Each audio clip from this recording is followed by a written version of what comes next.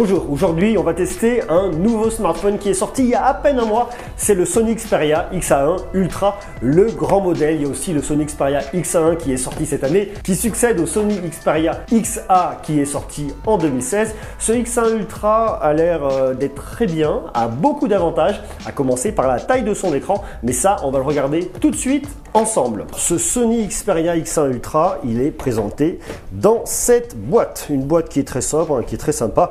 On peut la regarder un peu de tous les côtés. On a les spécifications techniques, un appareil photo 23 mégapixels qu'on va pouvoir retrouver à l'arrière, un 16 mégapixels à l'avant. On en parlera de tout ça après, hein. Un écran 6 pouces Full HD directement borderless, de l'USB-C, une batterie 2700 mAh, ça c'est le processeur, le Mediatek Helio P20, et celui-ci contient 32 gigabits de batterie. On a du Wi-Fi, du Bluetooth. Le Bluetooth c'est du 4.2.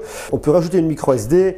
On fonctionne sous Android 7 Nougat. Voilà un petit peu, voilà ce qu'il en est un petit peu de cette boîte, hein, qui est ma foi très esthétique. Et comme on peut le voir, cet appareil peut comporter une double carte SIM, ce qui est très bien, hein, pour les usages professionnels. Alors on va l'ouvrir et regarder comment c'est fait à l'intérieur. Donc vous avez ici votre appareil, on me voit au travers, bonjour. Vous avez ici votre appareil dans la boîte, une boîte qui est quand même très sympathique, hein, on peut le dire. Hop là, ça c'est ce qu'on appelle foutre un téléphone en l'air. Voilà, une boîte qui est très sympa, ça on peut le reconnaître. Votre Sony est ici, vous voyez c'est un très grand écran, hein. On va l'allumer ensemble, on va regarder.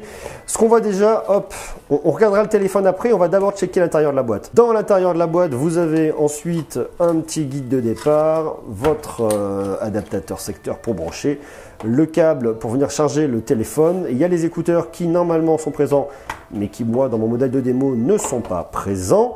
Voilà un petit peu, hop, tout ce qu'on peut dire sur cette jolie boîte.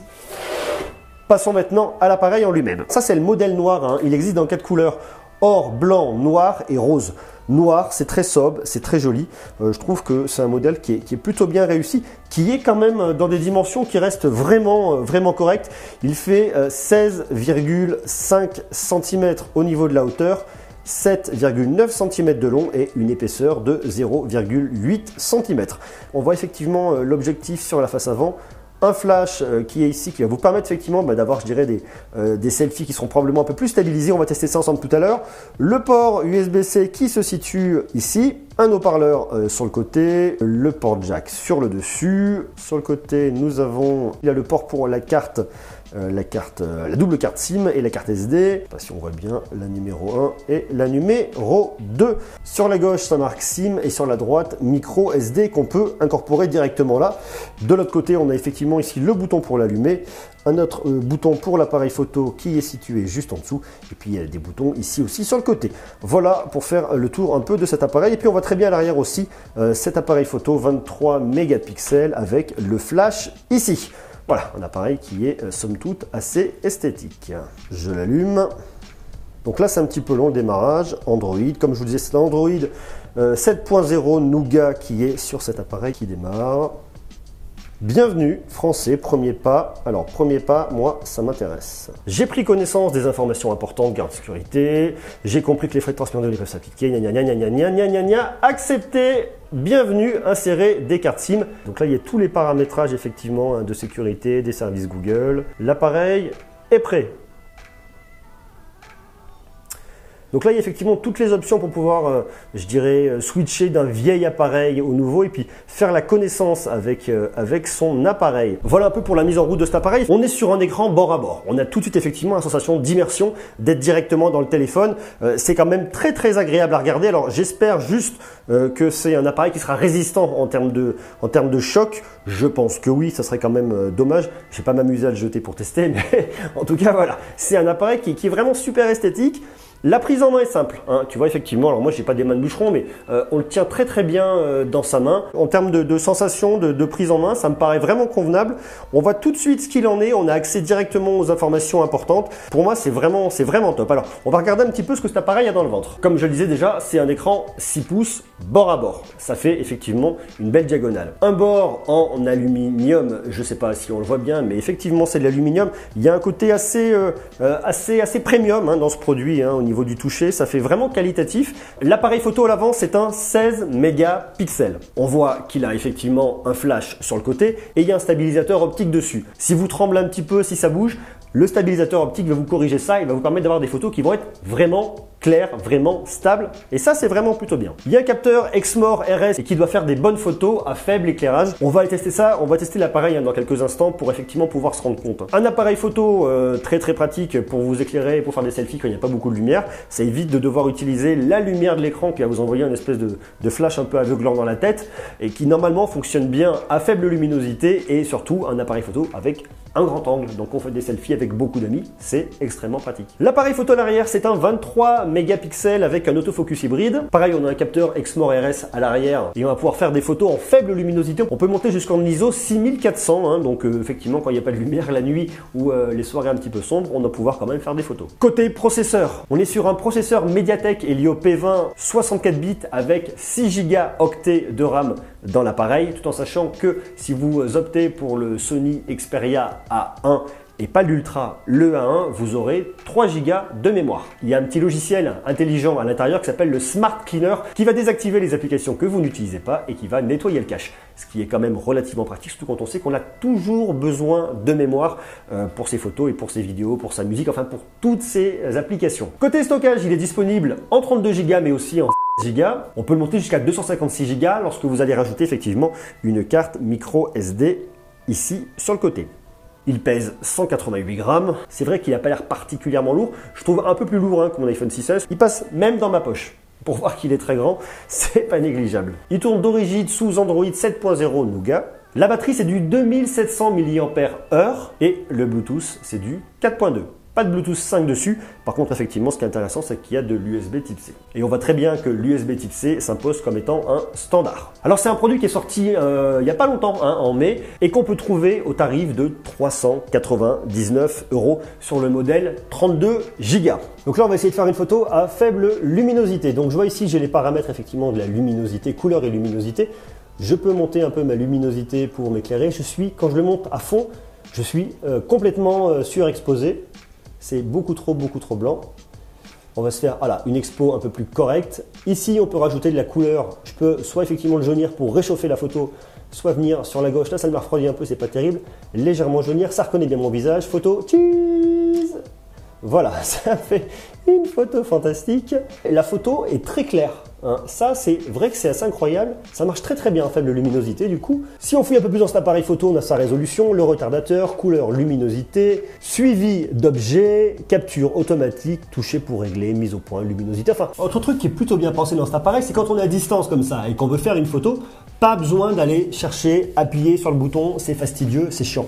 Il suffit de se mettre à distance et de mettre sa main, ça la reconnaît. On ouvre sa main devant, ça reconnaît la paume de la main et ça fait la photo. Et ça marche super. Donc là, je suis en extérieur, je suis en train de filmer avec la caméra de l'avant, sans micro, sans haute micro, sans rien. Je suis directement sur le téléphone. Donc, c'est plutôt pas mal. Ça reconnaît directement ma tronche. Est-ce que je peux faire des points? Pas sûr, mais en tout cas, c'est pas mal. Voilà, tu vois, il y a le linge qui sèche derrière. On montre tout ici. Le linge sèche.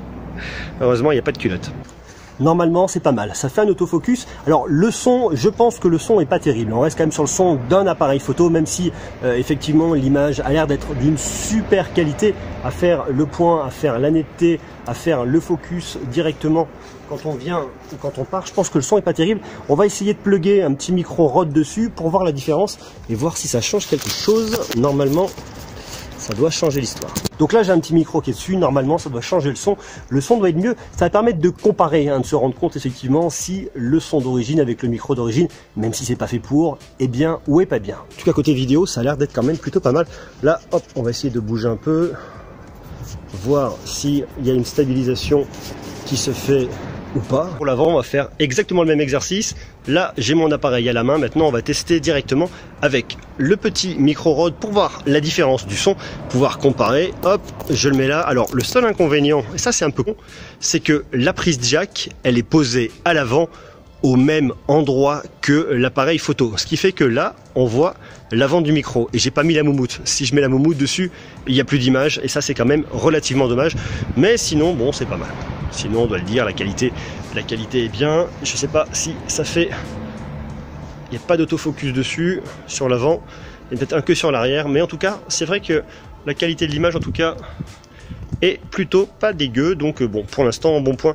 Donc là, on tourne dans un endroit qui est extrêmement sombre. Je fais pas de bruit parce que c'est un couloir, c'est une zone de passage. Il n'y a quasiment pas de lumière. Il y a un peu de lumière naturelle par là-bas, il y en a un peu par là, mais c'est très sombre. Et au final, le rendu, quand on regarde, est quand même pas mal du tout. Je trouve qu'en termes de qualité vidéo, là on est sur la caméra de devant, c'est pas mal. On va maintenant tester sur la caméra de derrière. Voilà, maintenant le rendu sur la caméra de derrière, il se peut que ça bouge un petit peu parce que je le tiens directement à la main, j'ai pas de stabilisateur. Mais c'est vrai que l'image a l'air quand même plutôt pas mal. Et c'est vrai qu'en faible luminosité, l'appareil est bien.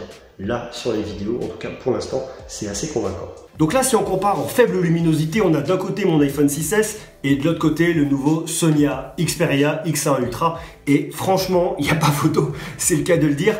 On voit très bien que du côté de l'iPhone 6S, c'est beaucoup plus sombre. Tout de suite, derrière, le fond est sombre. Alors, il n'y a vraiment pas de lumière, hein. C'est vraiment très très sombre, donc c'est normal. Par contre, de l'autre côté, le Sony offre une luminosité qui est dingue. Même par faible luminosité, c'est assez impressionnant. Après, quand j'allume la lumière, il y a aussi une différence.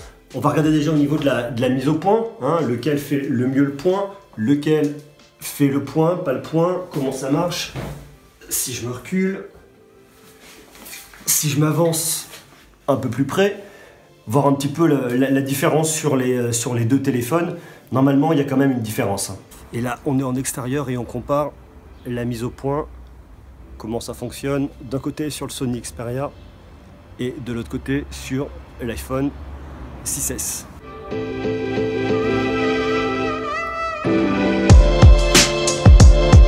J'ai l'impression qu'il y a une profondeur d'image en plus qui est vraiment sympa. On n'a pas le même effet. Il y a quand même une différence au niveau de l'optique et au niveau du rendu de la qualité.